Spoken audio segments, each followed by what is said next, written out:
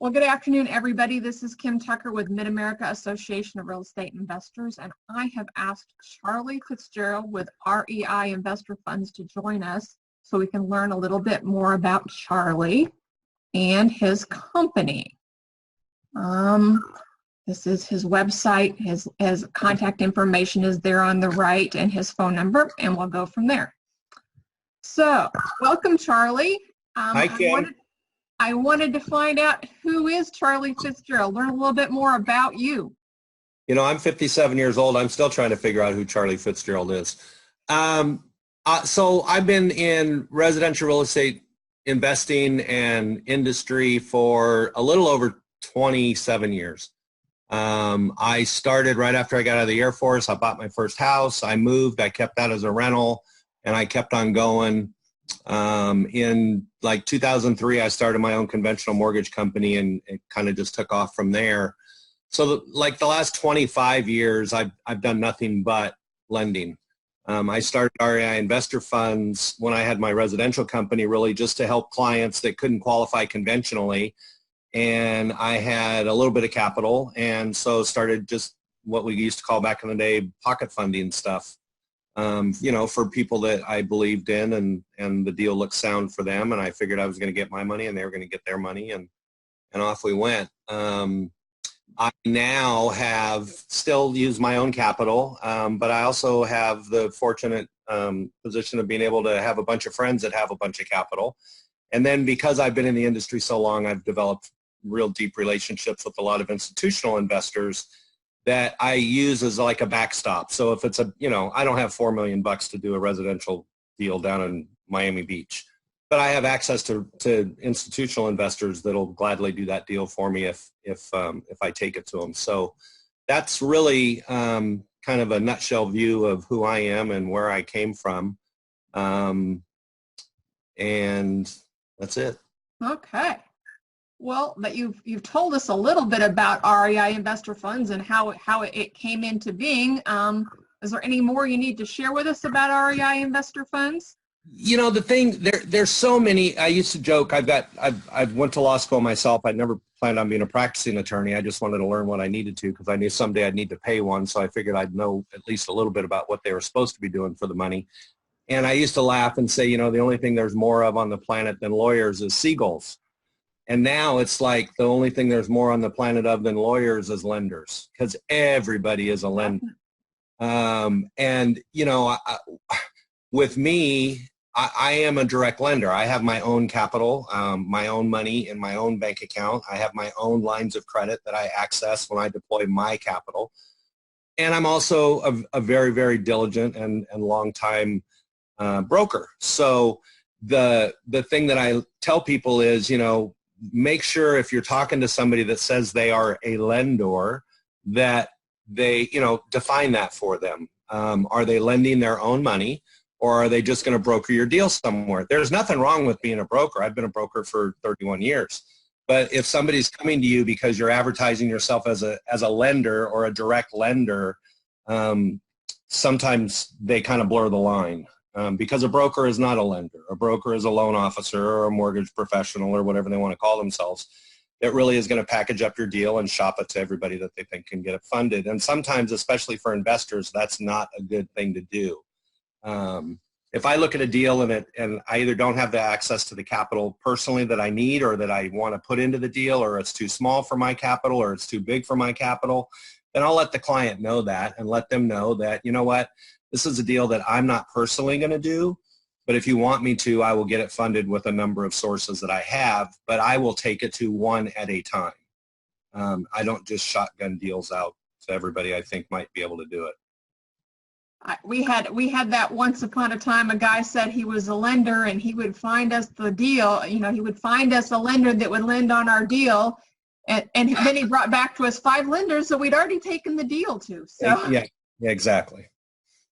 Okay. So what makes you different? You are lending your own money, I understand, but what makes you different from all of the other seagulls out there? So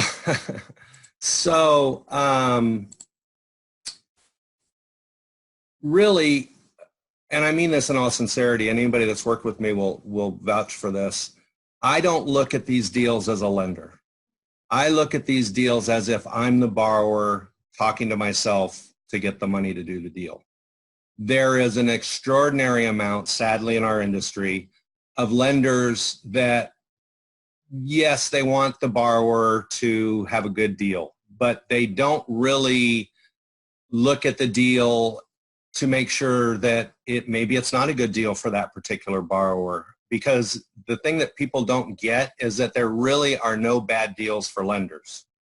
There's only bad deals for borrowers. And what I mean by that is a lender like myself and a great number of other lenders, if I loan money to somebody for a flip and they buy the house and they get partway through it and something comes up extraordinary that they didn't know about or nobody told them about, or they get ready to go sell it and somebody else has cut the market in half because they sold the same comp for $50,000 less, I have the capacity at any stage of that flip to finish it off with the people I know and the industry relationships that I have and get the thing, to sale. And if I have to sit on it in tenant state, I mean, I have capacity to ride that deal out and get it to where it needs to go.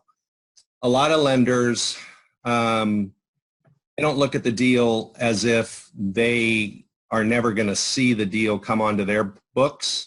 They just don't care if the borrower really makes it through the deal, if that makes sense. So one of our big differences is we always look at the deal from the borrower's standpoint, first and foremost. I want my borrower to, absent anything that nobody could have seen coming, realize and have a good experience and make the level of profitability, that they thought they were going to make based on the numbers that I certainly have the ability to look at.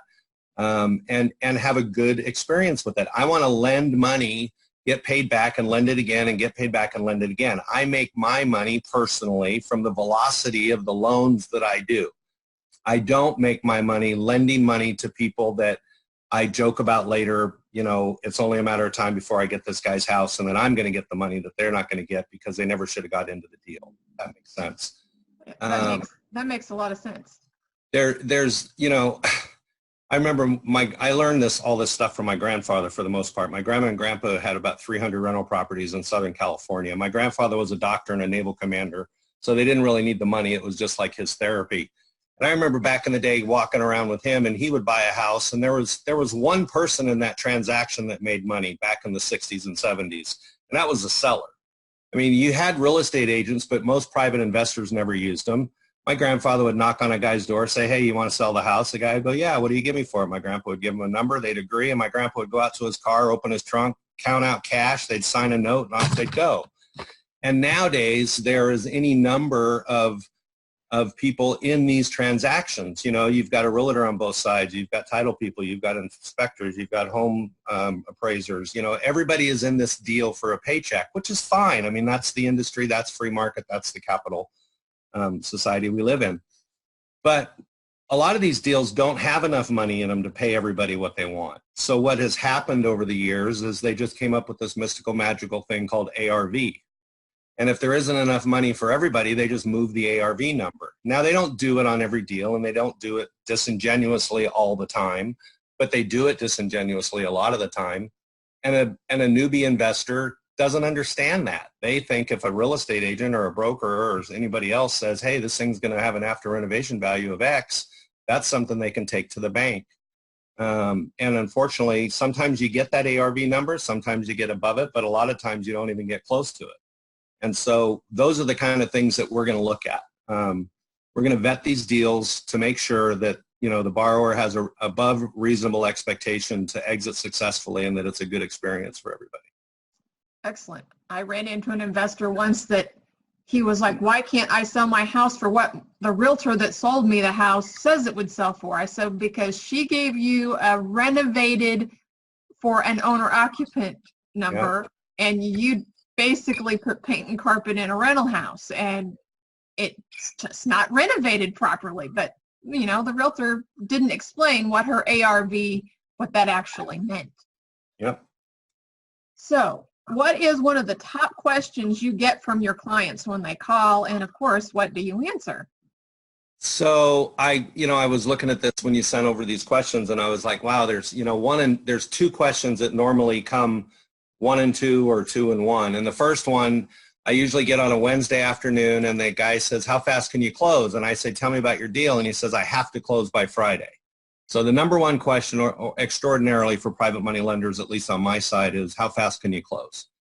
Number two, more and more as we get closer to, in my opinion, the end of this boom that we've been in for a while in most parts of the country, and I loan in 44 states, so it may or may not be applicable to Prairie Village, Kansas, but I think it's getting pretty close there too, is do you loan 100%?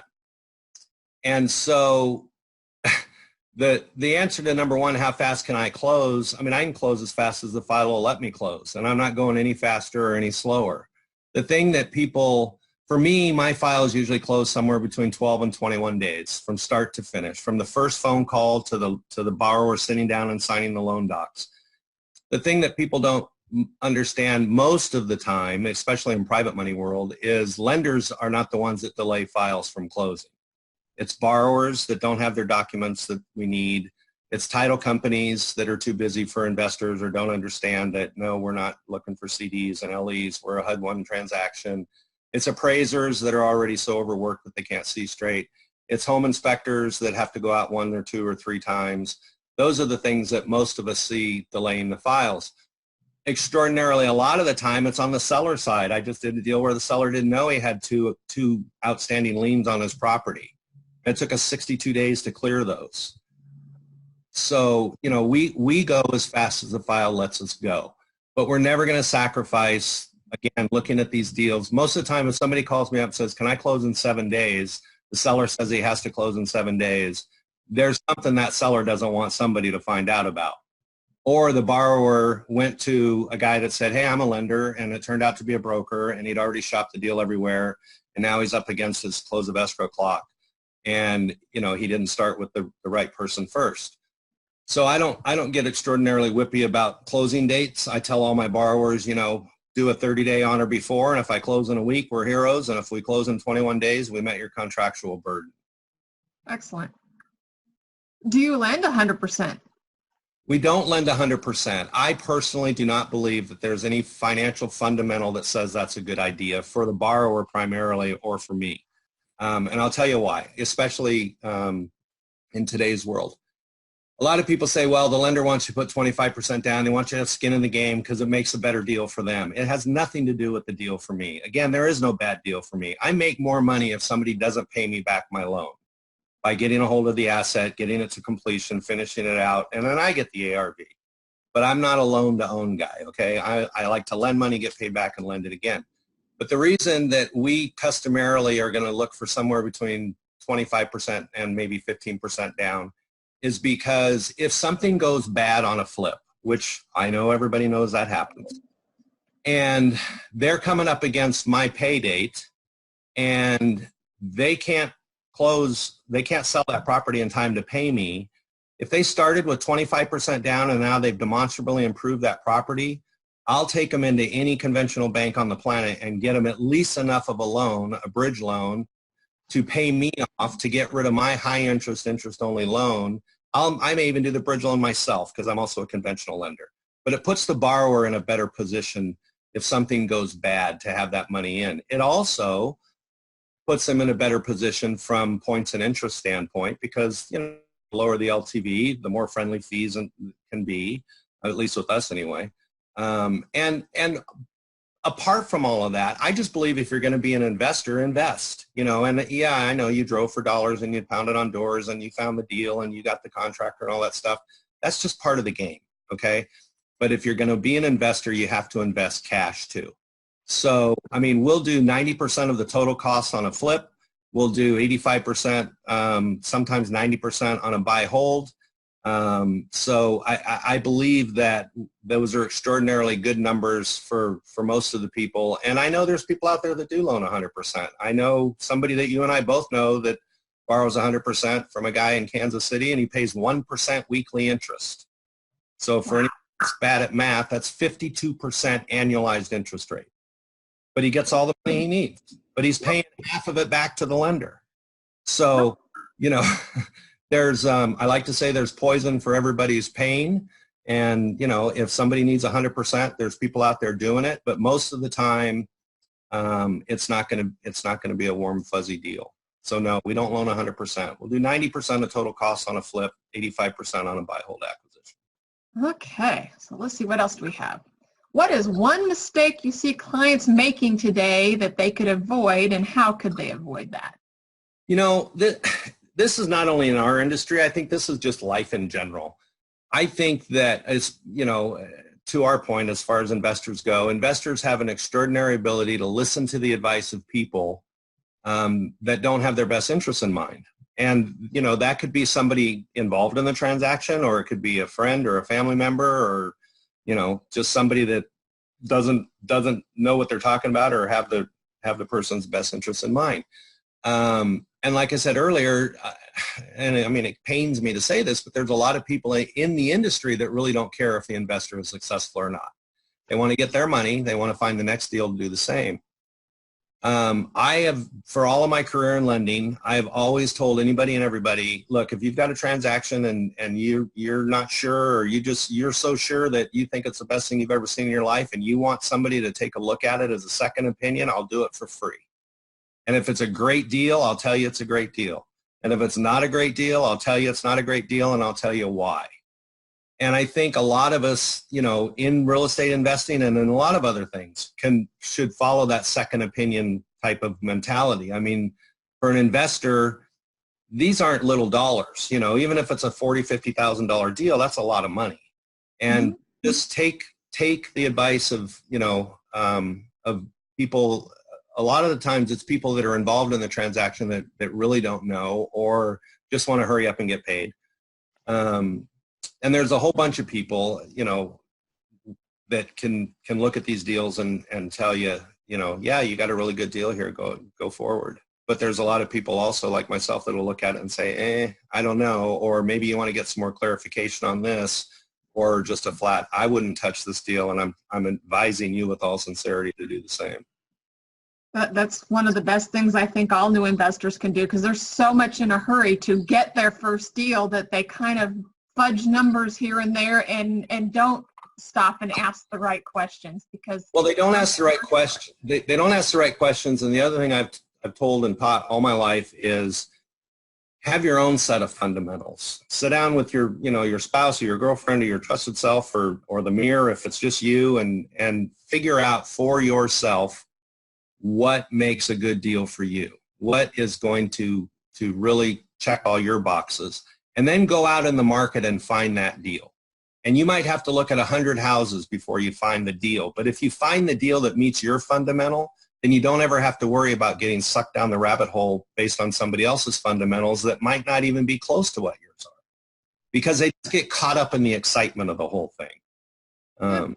That's the best I could tell them. Yeah, I'm going to say a good deal for you, a good deal for me, and a good deal for the guy down the street could be three totally different things, because we all come from totally different directions. Absolutely. Okay, I've asked you several questions, but I didn't know if there was any questions that I should have asked you that you wished I would have had on here. No, you know, I thought about that when I was looking at the slide. And so what I did is I just said, you know, I'm going to give you the best tip I can give anybody in this industry. And it's kind of what I was just talking about. You know, I've had people come to me and say, hey, I really want to get into this real estate investing thing. And I say, why? And they say, well, I'm going to make a lot of money. And I say, why? You know, why? Well, because everybody is. Well, why do you think everybody, you know? And so what I said is, before anyone ever even thinks about being a real estate investor, they need to really go deep inside themselves and decide, why do they want to be a real estate investor?